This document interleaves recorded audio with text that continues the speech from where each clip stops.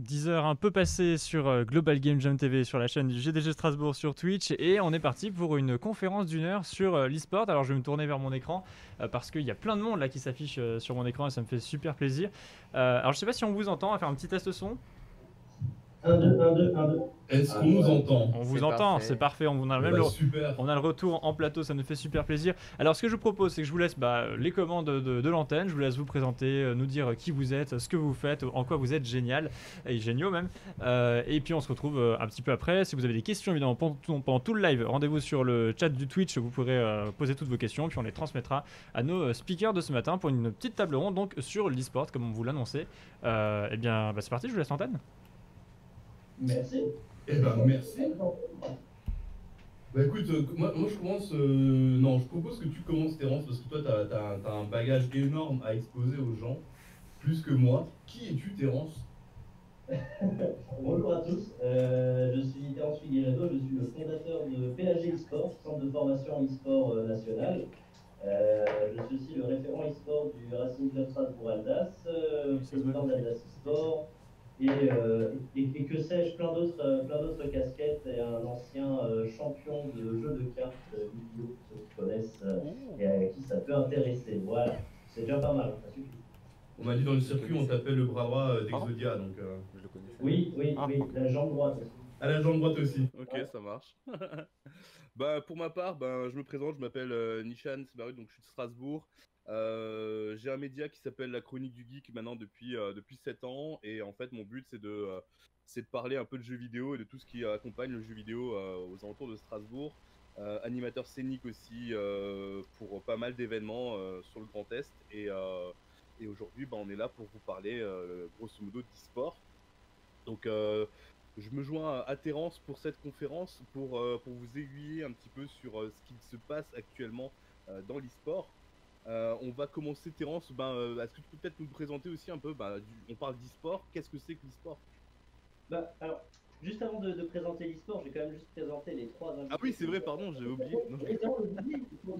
On les voit pas en grand, c'est pour ça. Bon, non plus, on voit en petit, mais voilà, attends, je vais déjà faire le tour de table et après, on va parler un peu de l'e-sport. Théo, est-ce que tu te présenterais? Je peux. Salut à tous, Théo Ponzoni, du coup coach mental et coach en performance actuellement pour Team BDS en LFL, donc la ligue française de League of Legends, la Ligue 1, une des plus puissantes en Europe avec pas mal de chiffres en ce moment. Pour faire un petit tour de mon palmarès, j'ai gagné la Div 2 en 2020, la Div 2 française justement de League of Legends. J'ai gagné le dernier événement non online que j'ai fait, donc la Colmar Sport Show avec Timo Plon, et voilà à peu près pour le palmarès. Il vient de chez moi. Hein. Vas-y. Bonjour tout le monde, moi c'est Manu, je suis actuellement étudiant à PAG de la première année qui s'appelle les métiers de l'e-sport. Donc en formation pendant 8 mois à l'école à Mulhouse, à la Power Gaming du coup. Et toute l'année on apprend ce domaine en profondeur, que ce soit dans le jeu vidéo et dans les cours en graphisme, en création, en publicité, etc. Salut à tous, moi c'est Hugo, je suis à l'école PSG, comme Manu, je suis étudiant, et j'essaie de devenir joueur pro sur Fortnite. Bien. Rien que ça. J'ai ramené de l'intérieur PSG, tu vois, étant donné que c'est ce qu'on a eu le temps de faire aussi. J'ai pris la crème de la crème de PSG en peu de temps. T'as bien raison, autant les mettre en avant, hein, écoute, t'as bien raison. Bah écoute, ouais, si tu as fait le tour de tout le monde autour de toi, on va commencer cette conférence par une présentation, je pense, succincte de l'e-sport. Donc si vous aussi dans le chat, vous avez des questions sur l'e-sport et ce que c'est, on va tenter d'y répondre, donc n'hésitez pas à nous balancer un petit peu toutes les questions. Et ouais, donc Terence, est-ce que tu peux nous expliquer grosso modo ce que c'est l'e-sport? Alors, l'e-sport pour vulgariser, en gros, c'est la compétition de jeux vidéo. Voilà, ça, c'est le côté un peu vulgaire de la chose. Donc, en fait, c'est plutôt la compétition sur des plateformes en ligne ou des plateformes virtuelles. Voilà. Et on pourrait parler un peu de sport cérébral, mais voilà un peu ce que c'est que l'e-sport, quoi. C'est la compétition sur les outils numériques, en gros. Voilà. Et en principal outil, c'est le jeu vidéo. Voilà. Et après, bah, sur des disciplines e-sport qu'on connaît le plus, en tout cas chez nous, on fait voilà, Fortnite, Counter-Strike, Hmm. etc., etc. League of Legends, je ne vais pas oublier évidemment, sinon je vais me faire engueuler par Théo, mais tu me comprends. On fait du FIFA aussi. Je fais le petit big up au Racing. On fait du FIFA, on fait du FIFA et voilà. En gros, qu'est-ce que c'est que l'e-sport? Ben, c'est tout simplement la compétition et le sport cérébral sur des outils numériques. Voilà. En C'est fait, comme ça que je le visualise. pour compléter un petit peu ce que tu viens de dire, grosso modo, l'e-sport, c'est ce que vous avez aujourd'hui en sport classique. Je prends le foot, le hand, le volley, le basket, enfin peu importe. Et sauf qu'aujourd'hui, on l'a couplé avec le jeu vidéo. Grosso modo, ce qu'on avait à l'époque, c'était de la compétition, c'était des tournois organisés presque un petit peu dans nos caves. Il y a encore, je parle de ça. Alors ça fait un peu le mec un peu vieux, mais grosso modo, c'est un peu ça. Quand on faisait ça à l'époque, il y a 20 ans, dans nos caves, on invitait des potes à venir jouer à la maison ou alors même sur des spots bien réservés. Avec les pseudo-communications qu'il y avait sur Internet, il fallait Les se mettre en... forums. Pardon? Les forums. Ouais, exactement, ouais. Voilà, pour ceux qui ont connu l'époque des forums, c'était des petits messages que l'on se laissait en disant, ouais, tu sais quoi, moi je suis plus fort de Strasbourg, je suis plus fort de France, et ben vas-y, viens, on se tue. Et grosso modo, ça a donné ça. Les rencontres ont eu lieu, et au final, on a catégorisé ça comme du sport électronique. C'est vraiment ça l'e-sport en fait, hein. Ouais. Et ensuite, les compétitions ont grandi et on a vraiment une hype qui se crée, encore une fois, comme ce que vous pouvez voir à la télé. Lorsque vous matez un match de foot, par exemple, vous allez avoir exactement la même chose, mais dans l'e-sport. C'est-à-dire des stades remplis, Les gens du en partenaire. folie. Pardon, ouais, exactement. Non, mais c'est vrai que c'est dingue. Franchement, l'avancement de l'e-sport aujourd'hui, alors je parle en globalité dans le monde, c'est complètement ouf. C'est complètement ouf. Est-ce que vous êtes d'accord avec notre définition de l'e-sport? Ouais, je pense qu'elle est plutôt ressemblante avec la réalité. Tout simplement, je rajouterais juste un petit détail, c'est le jeu vidéo a apporté une toute nouvelle dimension et demande des compétences qu'on a rarement vues dans un quelconque domaine compétitif, que ce soit du Hmm. sport ou autre chose. Et voilà, c'est ça que l'e-sport met en avant principalement. Alors oui, il y a le football et oui, il y a les jeux de foot, les jeux vidéo de foot, mais les deux demandent des compétences qui sont tout à fait différentes. Quelqu'un qui est bon à un jeu de foot n'est pas forcément au foot et quelqu'un qui est bon au foot n'est pas forcément à un jeu parce que les compétences sont différentes. Donc voilà, ça permet de mettre en œuvre ces nouvelles compétences qui s'est pas mal développées avec l'ère numérique dont on fait partie notamment. Alors c'est parfait parce que du coup, pour rebondir, tu vois, tout est bien fait, hein. Pour rebondir par rapport à ce que vient de dire Théo, moi, la première question que je me pose, et là, c'est un débat ouvert, hein. Normalement, l'e-sport, en tout cas le caractère compétitif du jeu vidéo, donc l'e-sport, est plutôt apparenté à ce qu'on appelle justement des jeux à caractère compétitif. Par exemple, des gens qui doivent s'affronter, du ranking, etc., où le but, c'est vraiment de s'affronter les uns avec les autres. Ouais. Mais la plupart des jeux, par exemple, où il n'y a pas d'affrontement direct, en général, ils sont speedrunnés. Le speedrun, donc finir Ouais. le jeu le plus rapidement possible. Ça demande aussi des compétences extrêmes, différentes, une analyse, une pratique différente. Est-ce que le speedrun pourrait être considéré du coup dans la catégorie e-sport, sachant que les jeux, la plupart, ne sont pas des jeux à caractère compétitif? Alors, je vais te répondre oui avec un grand oui parce que je vais prendre des gens qui font par exemple du Super Mario Kart, par exemple. Même en mode solo, honnêtement, c'est de la compétition. Parce que tu sais que tu vas jouer contre un. Ok, alors tu vas jouer contre un bot, contre un ordi, certes ou un CPU. Ok, mais par contre, tu as un certain timing à respecter et qui te demande énormément de concentration pour essayer de faire un world record, par exemple. Donc, ouais, pour moi, ça reste aussi de l'e-sport. Qu'est-ce que vous en Je pensez? suis d'accord, hein, Plus fort, plus fort. moi, je suis d'accord parce que les speedruns, ça demande beaucoup de compétences, vu que c'est des personnes qui sont là tous les jours en train de s'entraîner pour améliorer le record bah, pour faire un record du monde s'il y arrive. Donc franchement, moi je suis d'accord pour que ça soit considéré comme, Comme de l'e-sport. sportif, ouais, de l'e-sport. T'en penses pareil? Je suis pareil. Je pense pareil. Ouais, Et toi, pareil. Théo? Bah, j'ai pratiqué un peu de speedrun aussi Sur Ocarina of Time. Sur Ocarina of Time. Ouais. Voilà, Ouais, Ocarina of Time. Les vrais joueurs sont là. Et justement, sur Ocarina of Time, on a développé pas mal de choses. Au-delà du leaderboard connu avec les classements, etc., il y a aussi ce qu'on appelle des races qui sont organisées, donc des courses. Voilà, où en fait, c'est deux joueurs qui lancent en même temps et le but, c'est de finir en premier sur un live, etc. Donc, au final, le speedrun, que la compétition soit en différé ou pas, la compétition est là. On essaye de faire toujours une meilleure performance possible et d'aller plus vite que la personne X ou Y, peu importe à qui on a envie de se comparer ou de se frotter, mais la Ouais. compétition est là et ça demande des compétences qui sont aussi très dures à développer. Eh bien, Nishan, est-ce que tu savais que pendant 6 heures, très exactement, j'ai détenu sur PS3 le record du monde de Mirror Edge en speedrun? Est-ce que tu le savais? Et puis ensuite, on t'a battu sur une fraction de seconde. Ah non, après, non, le mec, il m'a rétamé derrière. Ah ouais, d'accord, ok.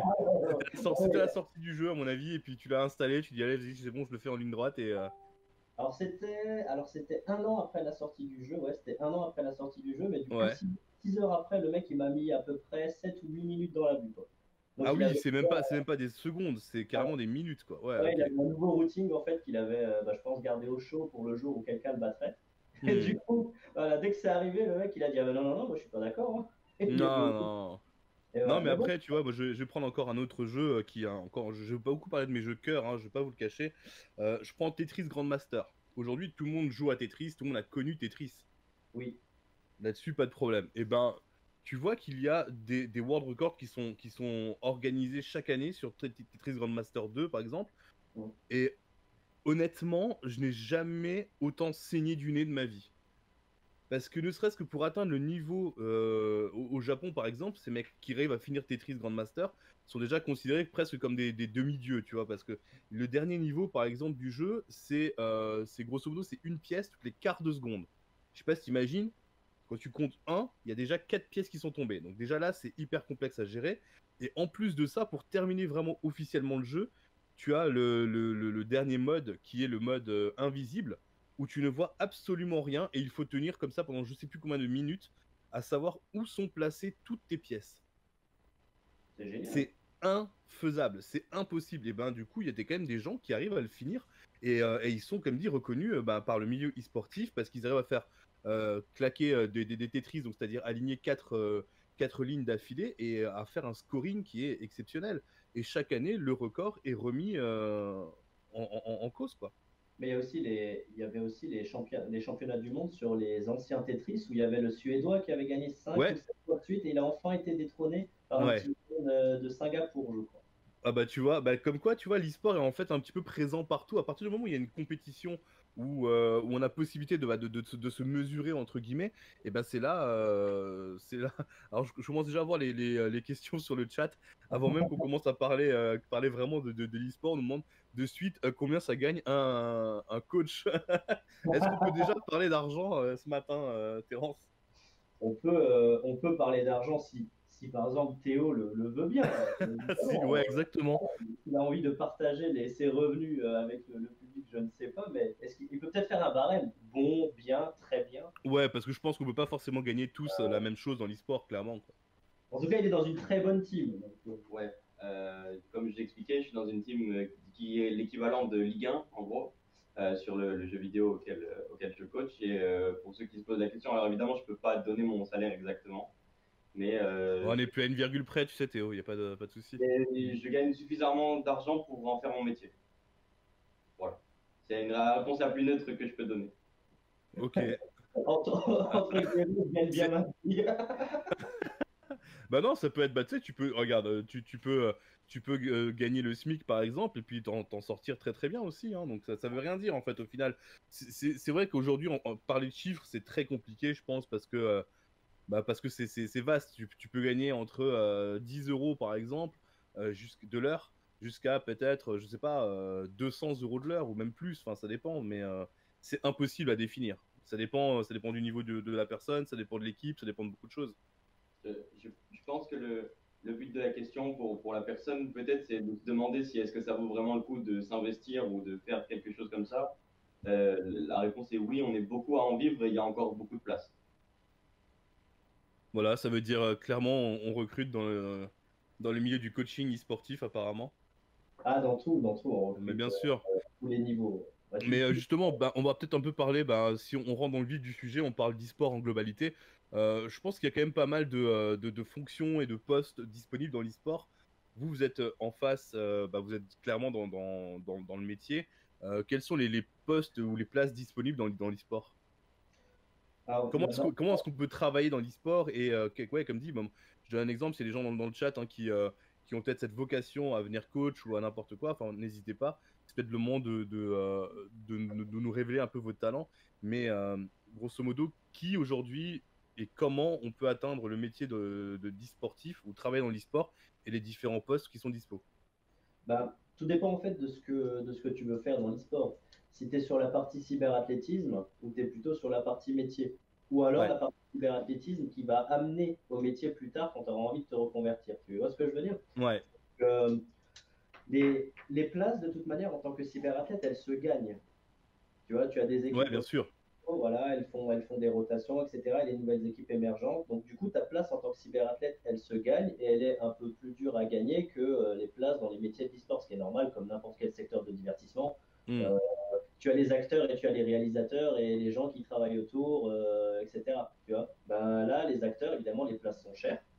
Mais du coup, c'est là où c'est bien de se former, d'apprendre exactement les bonnes ficelles et puis de s'entraîner dans un cadre adapté pour Hmm. pouvoir, bien sûr, augmenter considérablement tes chances de réussir en tant que cyberathlète. Mais derrière, bah, tu as tous les métiers qui découlent. Et l'avantage des métiers de l'e-sport, donc là, je te parle de la com, marketing, sponsoring, business, communication, etc., c'est que tout ce que tu apprends à partir de l'e-sport ou dans les métiers de l'e-sport, au pire du pire, tu peux les réutiliser dans des boîtes qui font du numérique et qui ne sont pas forcément que adaptées sur l'e-sport. Ça, c'est des compétences que tu apprends. Bien sûr, si tu les apprends dans l'e-sport, tu vas les apprendre avec les codes de l'e-sport. Il y a Bien des sûr. codes bien spécifiques, des manières de communiquer bien spécifiques, du relationnel qui est bien spécifique, ça c'est clair. Mais ça ne t'empêche pas de comprendre la mécanique de base métier pour pouvoir l'appliquer dans un autre secteur.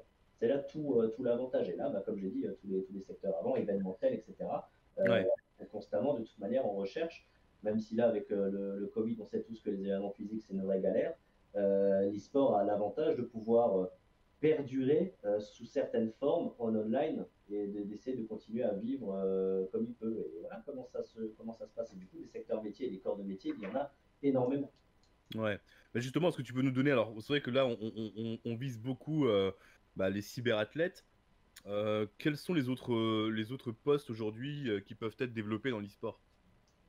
Alors, Ah, il y en a des centaines, j'imagine, mais bon, en prendre les plus pas les plus reconnus, mais ceux qui sont peut-être les plus demandés. Je sais qu'il y a l'événementiel aujourd'hui qui est beaucoup demandé dans l'e-sport, parce qu'il y a les joueurs, mais il y a aussi tout ce qui englobe le reste de la compétition, par exemple.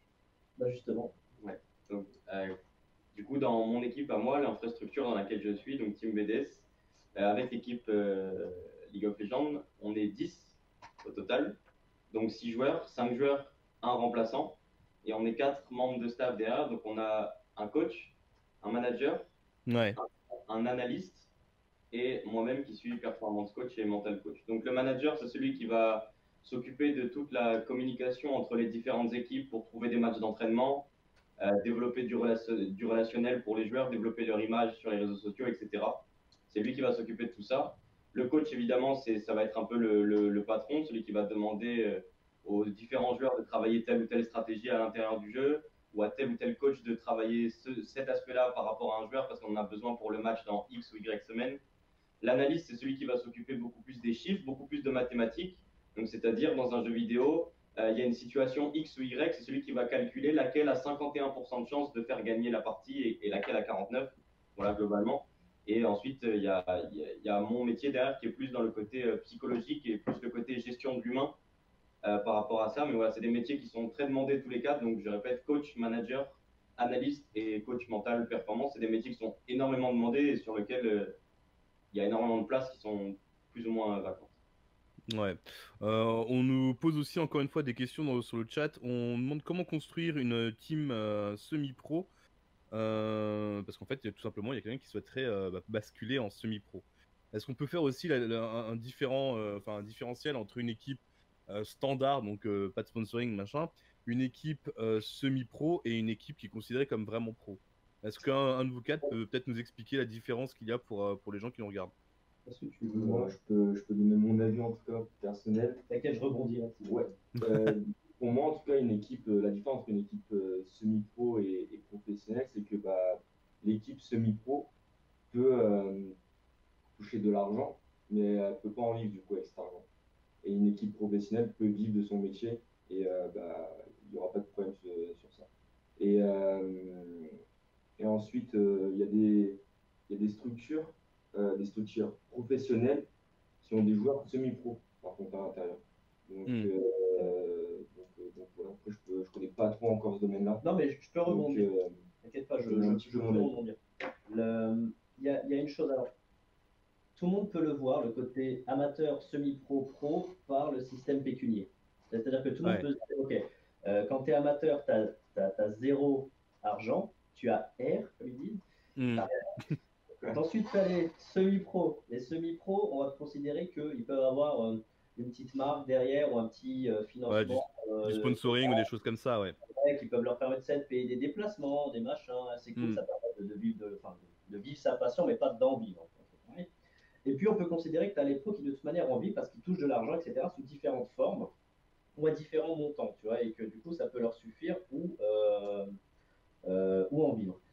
Mais pour moi, ça va un peu plus loin parce que je pense réellement qu'en fait, tu as les équipes amatrices, amateurs, pour amateurs, même elles peuvent avoir du sponsoring à proprement parler avec l'épicerie du coin. Tu vois, pour moi, je considérerais quand même qu'elles sont amateurs. Par contre, les semi-pros, là, je mets déjà dans ce panier ceux qui ont des petits contrats à 200, 300, 400 balles par mois, ce qui n'est pas grand-chose, ça permet au moins de faire tes courses. Moi, je les considère déjà dans le semi-pro. Et ils peuvent être aussi dans certains circuits. Dans certains circuits comme, allez, plus ou moins, je ne vais pas trop m'avancer, mais si on parle d'LFL 2, c'est clair que ce n'est pas le même niveau que la LFL 1 en termes de demande de revenus. On peut encore considérer que tu as... Allez, on peut considérer que si tu prends la LFL 2, tu as 6, 7 équipes qui sont déjà dans le niveau pro et peut-être une ou deux qui sont encore dans le niveau ce qu'on pourrait considérer comme semi-pro. Par contre, quand tu arrives en LFL 1, de toute manière, tu es déjà classé. Tu es classifié, tu vois, dans les 8 pros de France, par exemple. Donc, tu es pro. Il n'y a pas de doute possible, etc. Tu vois, tu es dans le classement. Tu veux, l'éditeur, lui, il produit sa compétition. Donc, à partir du moment où il produit sa compétition et que tu fais partie de son élite, de sa propre compétition, tu es pro dans le jeu, basta. Tu vois. Donc, pour répondre à la question, parce que je crois comprendre qu'en fait, là, lui, il parle de semi-pro, c'est pas forcément, en tout cas pour la question, hein, c'est pas forcément l'idée d'être tout de suite dans la compétition et dans les équipes top niveau qui sont reconnues directement inscrites dans la ligue interne de l'éditeur. Et bien en fait, pour avoir une équipe semi-pro ou te monter ou passer, on va dire, d'amateur à semi-pro, déjà ce qu'il faut, c'est faire un maximum de compétitions en online pour essayer d'avoir un maximum de résultats. Il faut avoir une personne qui soit bénévole dans un premier temps, parce que j'imagine que c'est jamais facile de payer tout de suite. Une personne qui soit bénévole dans un premier temps, qui fasse le tour de la zone d'action de l'équipe en question pour essayer de trouver un maximum de petits sponsors, au maximum, et d'essayer de cumuler au moins un peu d'argent pour payer les ressources internes à l'équipe. Tu vois, les besoins en interne, par exemple des maillots, peut-être une mise à niveau du PC, ce genre de choses. C'est comme ça que ça marche. C'est une échelle. L'e-sport, il faut le voir. Et tu grimpes pas à pas, tu peux pas sauter les étapes. Ça, c'est marrant, tu le disais avant. Mais je suis d'accord avec toi. Pour moi, l'e-sport, il faut absolument pas sauter les étapes parce que c'est là où en fait on se plante. La plupart du temps, c'est là où les gens se plantent quand ils vont trop vite. Ou quand ils imaginent aller trop vite, sans être prêts derrière et avoir les reins solides. Et du coup, tu récupères quelques petits sponsors si tu y arrives. Ça te permet de payer quelques LAN en physique, quelques petits événements, un petit peu de matos pour améliorer les choses, etc. Peut-être que tu as même envie de te filmer en train de le faire. Donc ça te permet de payer un peu du streaming pour révéler un peu ton équipe. Peut-être commencer à payer un graphiste, tu sais, pas un bénévole, mais peut-être un graphiste qui fasse des choses un peu plus sympas sur les réseaux sociaux. Commencer à montrer tes résultats si tu commences à en faire, ainsi de suite, ainsi de suite, ainsi de suite. Et puis c'est là qu'une équipe, si tu veux, qui est amatrice et qui est inconnue au bataillon, peut se permettre de considérer qu'un jour ou l'autre, si elle commence à rapporter un peu d'argent avec le sponsoring, elle peut passer semi-pro, lui permettre d'intégrer du coup des circuits qualificatifs pour des vraies compétitions dans les éditeurs, dans les ligues des éditeurs, et là, te faire ta place. Et là, essayer de gagner ces qualificatifs, rentrer directement dans la ligue et du coup franchir un cap qui là te ferait passer pro. C'est ça, c'est comme ça qu'en général ça marche, quoi. Et Ouais. Laurent, du coup, moi je veux dire un truc aussi, mais c'est vraiment l'étape, moi je trouve la plus importante dans une équipe. C'est pour une structure, pour qu'une équipe se développe dans le domaine semi-pro professionnel dans l'e-sport, il faut automatiquement passer par le sponsoring. Parce que sans sponsor, c'est très compliqué pour entrer dans le domaine de l'e-sport, vu que bah, ça coûte de l'argent, des PC, du matériel, des t-shirts, etc. Donc ça coûte beaucoup d'argent. Donc sans sponsor, une équipe et structure ne peut pas se développer correctement. Alors là, c'est très important ce que tu dis Ouais. parce que je vais rebondir sur un point qui est extrêmement important et là, je le dis de manière solennelle. Pour beaucoup de jeunes structures que je vois émerger ou même de très grosses structures qui le font, et alors il y en a certaines, c'est OK, mais il y en a d'autres, ça m'inquiète. Il ne faut jamais confondre le sponsoring sous forme de partenariat, même s'il y a un peu d'argent qui circule, etc., et la levée de fonds. C'est pas C'est du deux choses totalement différentes. C'est complètement différent parce que la levée de fonds, un jour, il faut rembourser, les gars. Mm. Et si tu n'as pas de quoi rembourser tes levées de fonds, tu es dans le mal, hein. Donc les levées de fonds, c'est Ouais. pas de l'argent gratuit ou machin, hein. C'est comme une sorte de prêt. Donc il faut faire très très attention à ce niveau-là. Donc ne tombez pas dans le piège du « Waouh, c'est génial, il a levé X millions, machin, etc. » Un jour, il faut les rendre. Et le jour où il faut les rendre, si ça n'a pas marché, c'est pas la même histoire, hein. Donc Ouais, c'est clair. le sponsoring et le partenariat, il faut le voir comme quelque chose d'un échange de bons procédés dans un premier temps, voire peut-être un jour ou l'autre un échange pécunier contre service. C'est comme ça que ça peut marcher. Ou tout simplement aussi d'avoir une structure ou un partenariat avec une structure qui te permette de vivre de ce que la structure avant l'équipe e-sport faisait. Exemple, je te prends un exemple très simple. Tu es une boulangerie. Alors, je te donne un exemple complètement loufoque, hein. Ouais. Tu es une boulangerie et tu dis, mais moi, je sais que voilà, j'ai envie qu'il y ait le maximum de gamins qui viennent acheter des petits pains, etc. Comment je fais pour que les jeunes s'intéressent un petit peu à ma boulangerie? C'est un peu vieillot, les boulangeries, j'ai envie de rajeunir le truc. Ok, je vais investir dans une équipe e-sport. Mais l'investissement dans l'équipe e-sport, elle vient de la vente de petits pains à la base. Tu vois? Donc, si tu veux, ils considèrent Marketing, c'est un commerce. voilà, il considère qu'avec ce commerce, il vit déjà. Il prend une partie de ce qu'il gagne et il l'investit dans l'e-sport. Tu vois, c'est pas du tout pareil. C'est pas juste de la communication ou du machin. Il a déjà quelque chose qui le fait vivre. Le meilleur exemple, c'est LDLC. Ouais. Le meilleur exemple, c'est LDLC. Ils vendent du matériel informatique. Ouais. C'est parfait parce que ça leur permet de faire de la com et d'en vendre leur matériel. Mais derrière, ça leur permet d'investir une partie dans l'e-sport. Ils ont l'équipe derrière. Voilà, ils ont l'équipe derrière qui leur permet de faire la com pour leurs produits, etc. Ça, c'est le modèle parfait. Pas de levée de fonds, pas de machin. Tu as déjà un produit qui est pertinent dans le secteur et puis derrière, t'envoies. Tu as LDLC, à ce niveau-là, pour moi, c'est les boss. Ah oui, clairement. Après, par contre, enfin, je reprends un peu ton exemple qui est totalement l'inverse de ce que tu viens de dire. Moi, aujourd'hui, je vois alors, je vais pas les citer pour éviter de faire du trash talk ou quoi que ce soit, hein, mais je trouve qu'il y a beaucoup de marques et d'entreprises qui investissent dans l'e-sport, mais qui n'ont absolument rien à voir avec le JV ou avec. Là, tu sens que c'est vraiment plus que uniquement du placement produit, grosso modo. Et je sais pas, bah, si je vais quand même en citer un, tu vois, par exemple, je donne Aldi Ouais. qui s'est lancé il y a pas longtemps. Non, mais tu vois, moi je trouve ça complètement craqué. Enfin, je comprends pas pourquoi. Mais par contre, là, on te met une marque en avant, Aldi e-sport. Ouais, tu sais, alors moi j'aime beaucoup, j'ai des amis là-bas, donc Non, mais justement, c'est pour ça que je voulais pas. je leur fais un coup. Là, je parle pas d'Aldi, enfin si, Ah. si, il y a Aldi aussi, mais je vais plutôt parler de Cochonou, tu vois. Ah, bah oui. J'ai des amis là-bas et bisous. Mais concrètement, Cochonou, bon, écoute, c'est bien, c'est sympa, c'est un coup market, etc. Après, est-ce que la pertinence de Cochonou, je ne sais pas. Je ne sais pas, je demande à voir. Tu vois, je suis curieux, je demande à voir ce que ça va être niveau Bah, pertinence. si Mais tu là, as des copains chez Cochonou qui n'hésitent pas à sponsoriser mon émission, moi, il n'y a aucun problème. Moi, je suis prêt. un appel à Cochonou, la chronique a besoin Pour le coup, Bah ouais. par rapport à Aldi, parce que Aldi, du coup, je connais pas mal on va dire, entre guillemets, les dessous, parce qu'ils sponsorisent deux équipes qui jouent dans la même ligue que moi. Ouais. Hmm. Et en fait, moi, je trouve que c'est plutôt une bonne chose. Effectivement, Aldi n'a aucun sens relatif avec l'e-sport, mais je trouve ça plus cool en fait qu'on puisse encourager des jeunes à simplement, on peut s'imaginer un jour avoir un code promo de telle équipe où tu gagnes, je sais pas, 3% sur ton caddie de course ou un truc comme ça. Ouais, Et en fait, pas exactement. Et je préfère en fait imaginer ce genre de choses plutôt que la Ligue 1 Domino's Pizza, tu vois. On est d'accord, on Je est d'accord. préfère avoir Ouais, mais après, alors, je vais donner un autre exemple. Bon, entre-temps, l'équipe et tout le reste a été complètement annulé, mais on est tous entre adultes ici. Dans le porno, on a vu aussi des équipes floquer. Je sais plus qui c'était, je sais pas si c'était Pornhub ou je sais plus qui, mais grosso modo, ils avaient leur équipe e-sport. Ouais, YouPorn, c'était. Ah, c'était YouPorn, ouais, mais voilà, exactement. Bah, tu vois, tu te dis quand même, c'est afficher grosso modo une marque qui est YouPorn dans le JV. La connotation avec le JV aujourd'hui, rien à voir, quoi.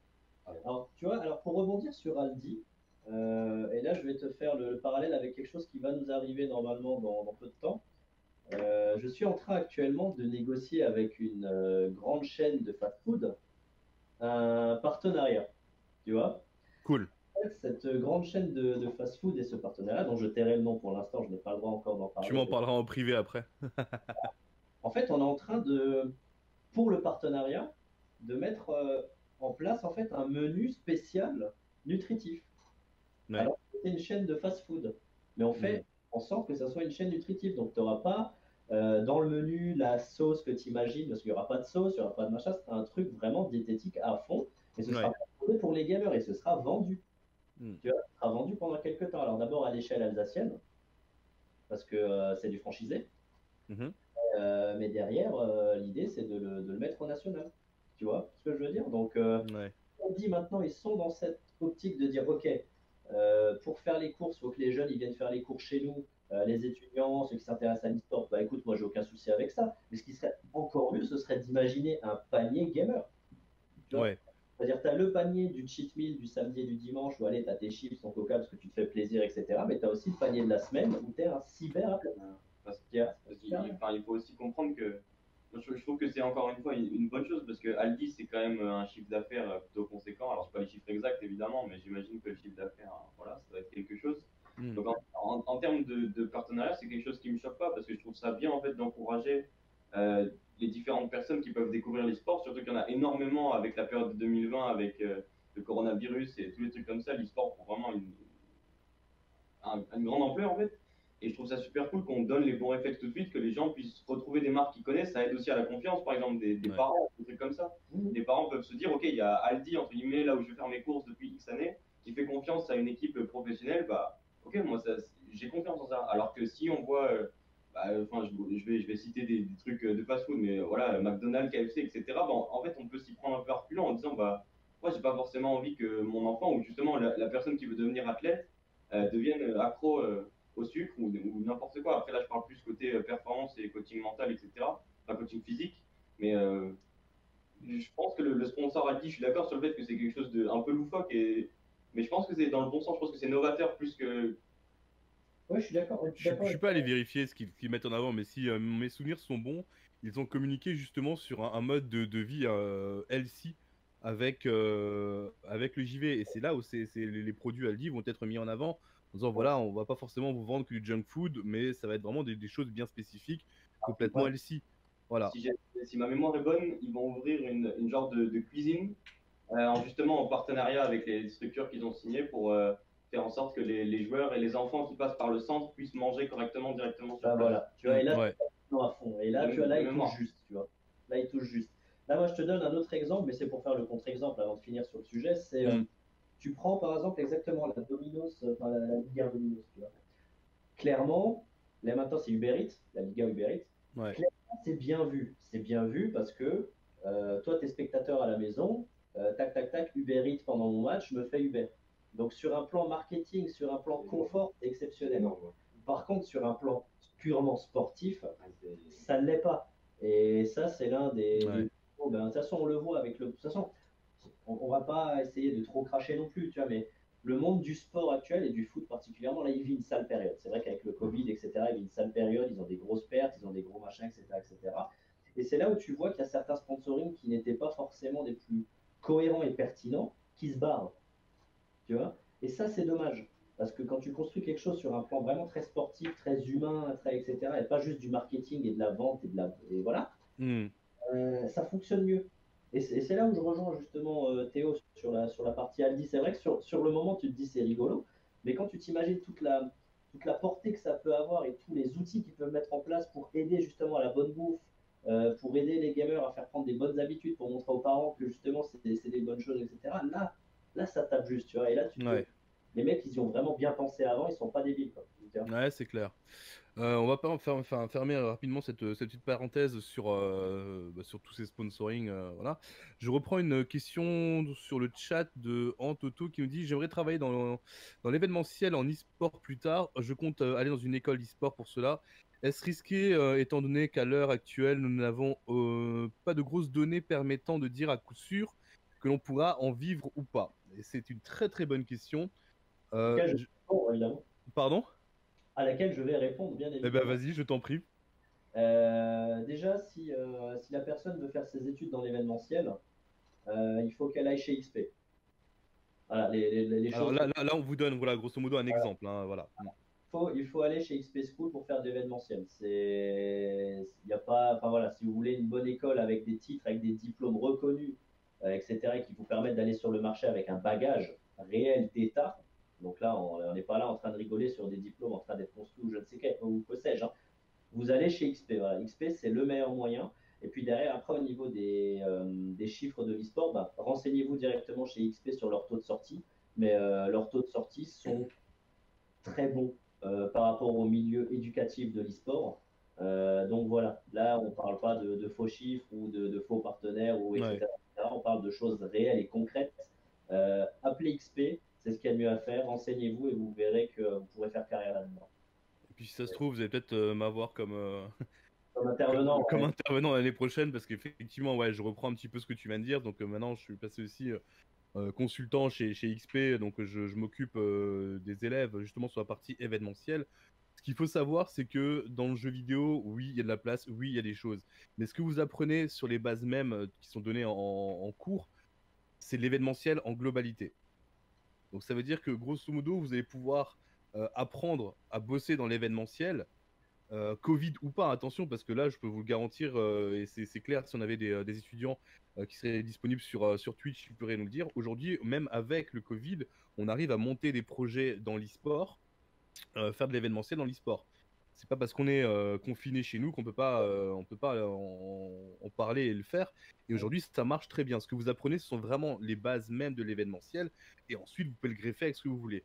Chez XP, il y a cette partie qui est effectivement réservée aux gamers parce que c'est une spécialité, grosso modo, le jeu vidéo. Donc oui, c'est possible sans problème. Et oui, vas-y, je t'écoute. Ouais, parce que Théo voulait intervenir, mais juste avant qu'il intervienne, je précise quand même que XP fait partie du groupe Ionis. Ionis, Oui, c'est le plus grand groupe de formation privée en France, c'est le plus grand groupe d'éducation privée en France. Donc, en termes de confiance, de savoir-faire, etc., ils sont au top du top. ouais, PHG Academy, que j'ai créé, a intégré le groupe Ionis il y a peu de temps aussi. Donc, on est amis avec XP et on fait des plans d'études qui permettent de démarrer en tentant sa chance en tant que cyberathlète et de rebondir pour finir ses études chez XP. Donc, dans tous les cas, vous avez un cursus, que ce soit cyberathlète ou les métiers d'e-sport, qui est ouais, complet et qui vous permet de finir avec Bac+3 reconnu, Bac+5 dans tous les cas. Que vous démarriez chez nous ou chez eux, c'est la même chose. Tout dépend de ce que vous voulez faire et de vos ambitions. Si vous voulez tenter cyberathlète, vous venez chez nous pendant un an et puis vous passez en année 2 d'XP. Si vous n'y arrivez pas, et si c'est pas le cas, ben, vous allez directement chez XP si vous voulez démarrer, quoi. Si le cyberathlétisme vous intéresse pas. Excuse-moi, que vous voulez Il n'y a pas de intervenir. souci, c'est juste pour répondre un peu plus, enfin rajouter ma touche à la question de la personne qui avait peur, qui se demandait un peu s'il pouvait en vivre, etc. Il faut comprendre quelque chose, l'événementiel, que ce soit dans l'e-sport ou pas, c'est un métier qui ne va jamais mourir. En fait. C'est un métier clairement. il y aura toujours de l'activité, il y aura toujours des choses. Il y a des tournois, alors je vais parler d'e-sport parce que du coup c'est plus mon domaine, mais on peut trouver des équivalents dans les autres domaines très facilement, mais je prends par exemple l'Evo ou la GDQ ou des trucs comme ça qui sont des événements organisés dans l'e-sport qui sont là depuis des années, des années, des années, Ouais, que de se renouveler et qui cherchent du monde en boucle. Je n'ai pas les chiffres, évidemment, je ne les connais pas, mais je pense que le staff événementiel de l'Evo qui est la Coupe du Monde des jeux de combat, pour ceux qui ne connaissent pas, ça doit être, le chiffre doit être colossal, vraiment. Donc, il faut pas avoir peur de se lancer si tu penses que tu es fait pour ça, si tu penses que tu as la fibre, si tu penses que tu peux aller loin là-dedans et que c'est ce que tu veux réellement, il y aura de la place pour toi. Si tu t'en donnes les moyens, il y aura de la place. Ça me touche beaucoup que tu parles de l'Evo parce que tu penses bien, enfin tu le sais très bien que moi le versus fighting c'est un peu ma vie clairement et c'est vrai que on le voit et même sur N-1 donc l'Evo a lieu pendant les grandes vacances et ben généralement l'Evo c'est effectivement le saint graal de la compétition e-sport dans le versus fighting et ben cette année l'Evo malgré le Covid a quand même eu lieu mais c'était 100% online. Par contre pendant quasiment un an les mecs ont bossé pour créer cet événement.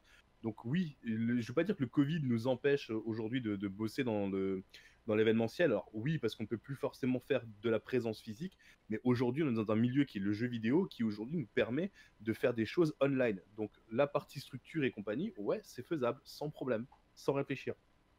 Et je me permets encore de rebondir sur ce que tu dis, parce que le parallèle vient de me rentrer en tête et je pense qu'il est très bon. Il y a aussi le coronavirus et le fait qu'on puisse organiser des compétitions online grâce au talent justement des équipes événementielles. Ça a redonné un second souffle à plein de trucs et l'exemple qui me vient le plus en tête, c'est les échecs. Ouais. Les échecs ont connu un souffle extraordinaire avec le coronavirus parce qu'en fait, toutes les compétitions sont mises à jouer online, les compétitions sont mises à être diffusées sur Twitch.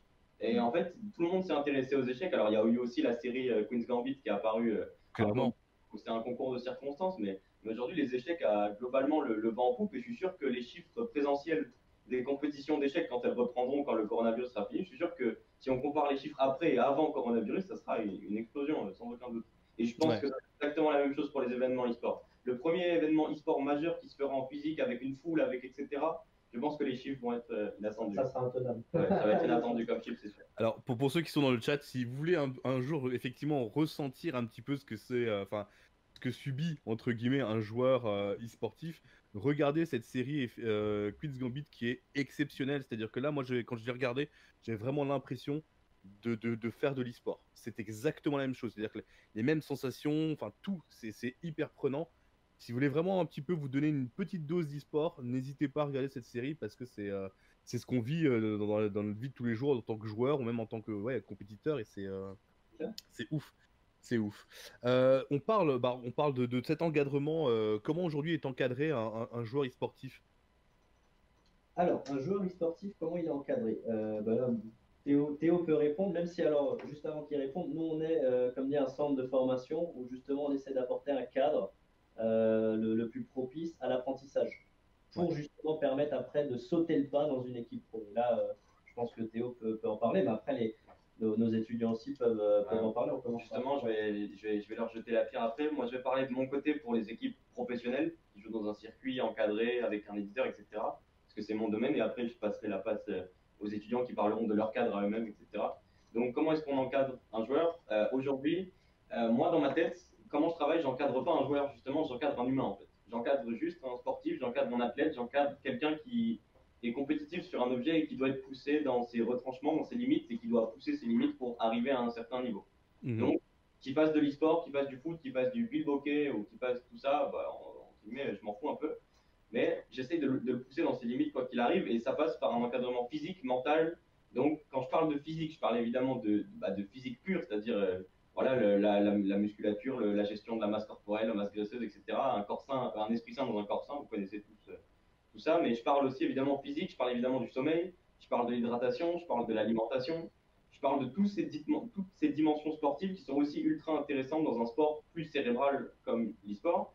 Et après, on parle évidemment de la dimension mentale, donc la confiance, la motivation, le fait de mettre des objectifs qui sont en adéquation avec ce qu'on veut, etc. etc. C'est tout ça comme cadre et c'est un encadrement qui se fait je vais dire 24-24, 7 sur 7, mais voilà, évidemment, vous prenez des pincettes avec ça, mais c'est un encadrement qui se fait tout le temps parce que voilà, je suis le référent physique et mental de 5 personnes, 5 joueurs, donc 6 plus moi parce que j'ai un remplaçant, mais c'est unique à notre équipe.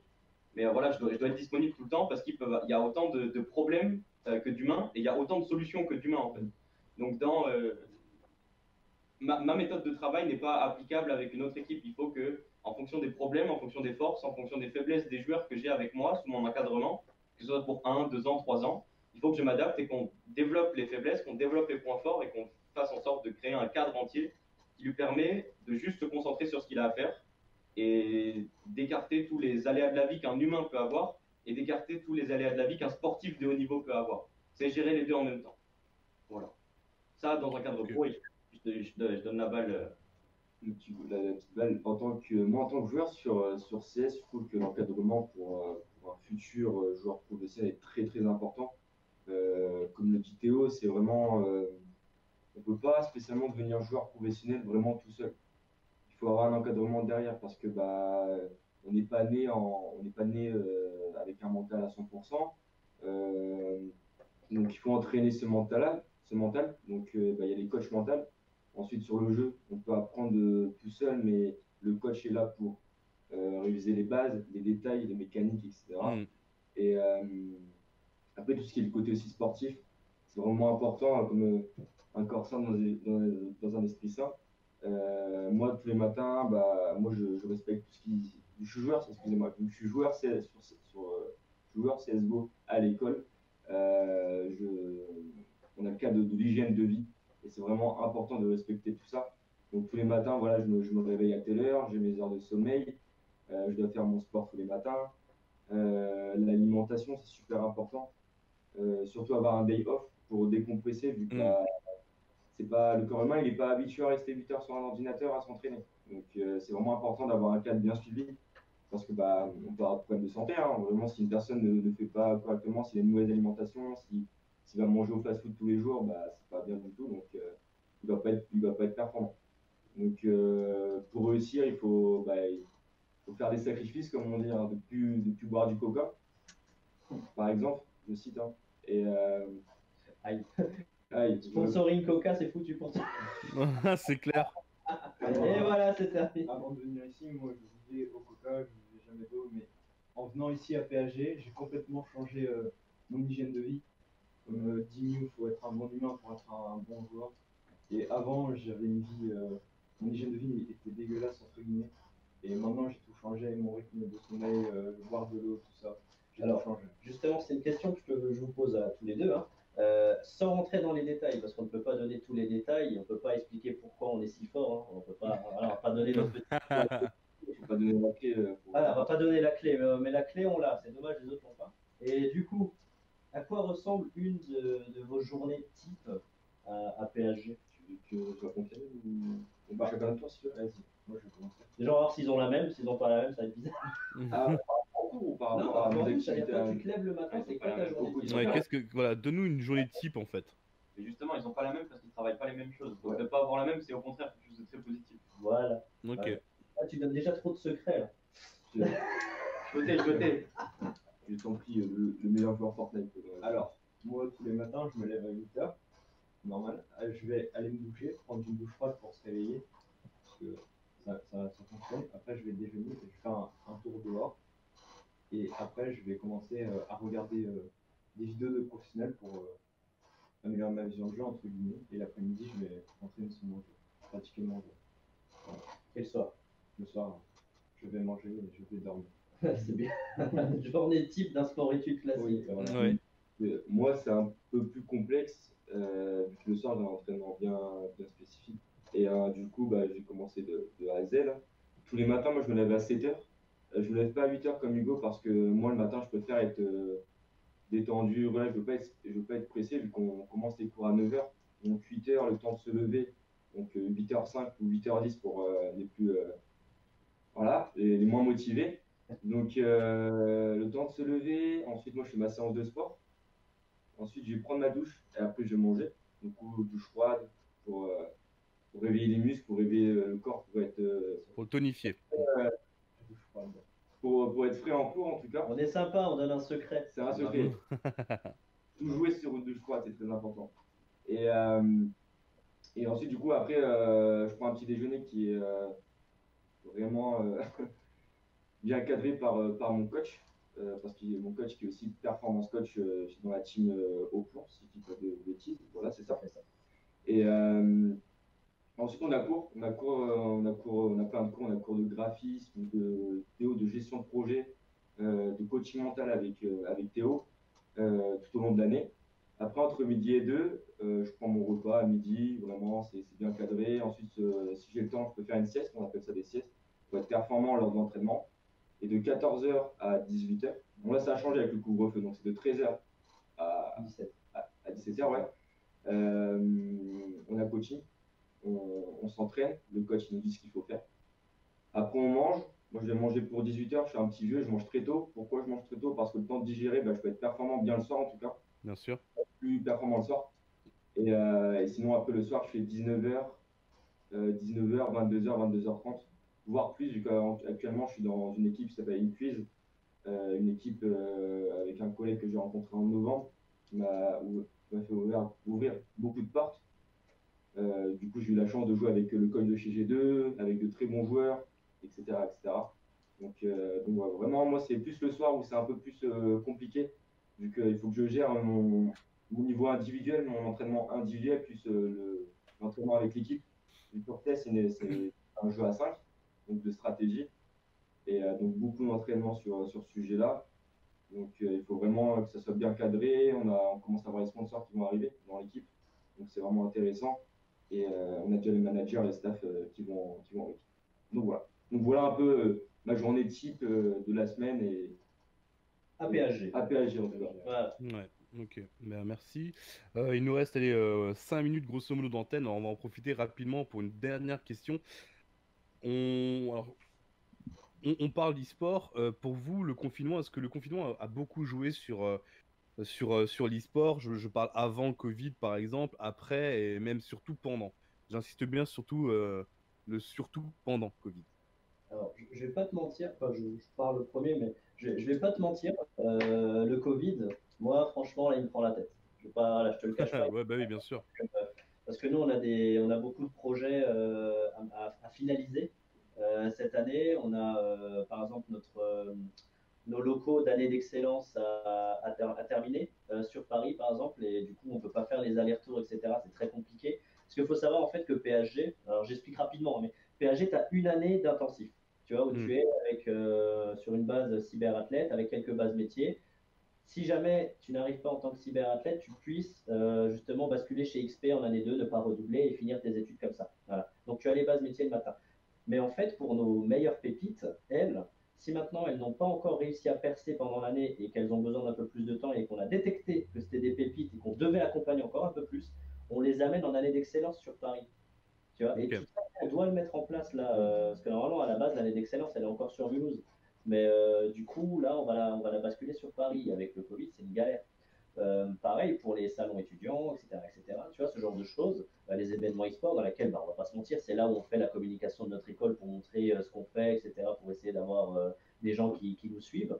Bah, le Covid te l'empêche d'une manière ou d'une autre, tu vois, vu que tu as des restrictions un peu de partout. Donc là, ça fait un an, ça commence à être fatigant. Il y a les LAN aussi, ouais, ça peut pas faire. Les Ouais. LAN, où justement PSG en général faisait son. Ben, je suis transparent à ce niveau-là. Hein. C'est là où PSG faisait ses meilleurs coups. Parce qu'en LAN, on n'a jamais été ridicule, a toujours été plus ou moins où il fallait. Donc, C'est vraiment frustrant pour un joueur. c'est frustrant pour les joueurs, Parce mais c'est que- frustrant pour nous de ne pas pouvoir je pense montrer que- ce qu'on sait faire. Tu vois. Ouais, c'est ça. Je pense que Hugo et moi-même, je pense que on est des joueurs de LAN. Du coup, j'ai fait des LAN et on aime la compétition, on aime le fait de la gagne et bah, montrer que bah, PSG c'est vraiment au-dessus. Quoi. J'ai l'impression que le Covid en fait a renforcé un peu ce côté e-sport parce que on le sait avant le Covid, bon bah on connaissait les joueurs et tout ça, ce milieu existait et le fait d'enfermer les gens chez eux, j'ai l'impression qu'ils ont développé un peu plus le côté e-sportif. C'est-à-dire qu'ils ont eu beaucoup plus de temps de jouer, ils sont beaucoup plus entraînés et on le voit, hein, Twitch a fait un vrai boom pendant cette période de confinement parce que les gens se sont rapprochés vraiment de plus en plus de la plateforme et regarder de plus en plus de compétitions qui s'organisaient même offline. Et j'ai presque, je peux pas dire que le Covid a fait du bien à l'e-sport, mais pour la mise en avant, du. Non, Franchement, je ne sais pas trop. Là, je pourrais dire un truc un peu cruel, tu vois. C'est que Ça sent le début de débat, ça, mais on peut pas.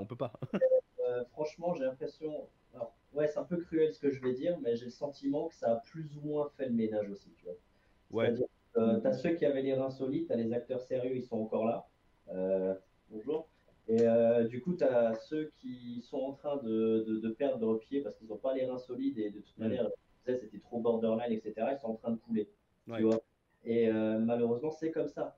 Tu vois, le Covid a révélé cet aspect-là qui est très cruel. Attention, je suis pas en train de dire que c'est bien et normal et bien fait ou quoi que ce soit. C'est terrible.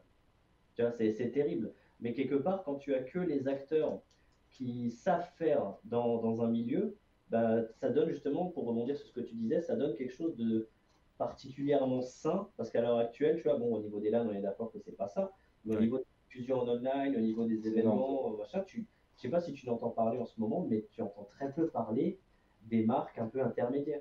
Tu n'entends parler que des gros acteurs. En ce moment. Il n'y a que les gros acteurs qui font des choses. Et il n'y a pas les petites structures en fait. voilà, les petites structures. Alors c'est terrible, il en faut des petites structures. Sans ça, l'e-sport n'existe pas non plus. Tu vois. Mais en termes de professionnels, tu n'as que les grosses structures en ce moment qui font des choses. Et force est de reconnaître qu'elles sont bien faites. C'est aussi c'est une réalité. Tu vois, elles sont bien faites. Mais par contre, vivement que le Covid s'arrête pour qu'on puisse reprendre une vie normale, que le secteur Ah avance. oui, oui, ça. Que des LAN puissent être organisés aussi que pas forcément avec les gros distributeurs de LAN, etc., qu'on puisse reprendre un e-sport sain, etc. Moi, j'essaie juste de mettre en avant, hein, pas qu'on se méprenne sur mes propos, j'essaie juste de mettre en avant l'idée que force est de reconnaître que le travail est quand même relativement bien fait quand il y a quelques acteurs très bons du marché qui sont encore présents. Quoi. Une mentalité qui prône beaucoup l'adaptation. Oui. Du coup, pour le Covid et ce qui s'y passe, c'est pas dans mon contrôle. Techniquement, je peux rien y faire. Donc, je pars du principe que ça sert à rien d'y donner de l'attention, en tout cas de mon côté. J'essaye de donner l'attention juste sur qu'est-ce que ça a changé par rapport à mon travail et à ma vision des choses. Et par rapport à ma vision des choses, en fait, le coronavirus et les confinements, etc., ça a mis au centre un sujet qui était pas mal ignoré avant, qui est la santé mentale.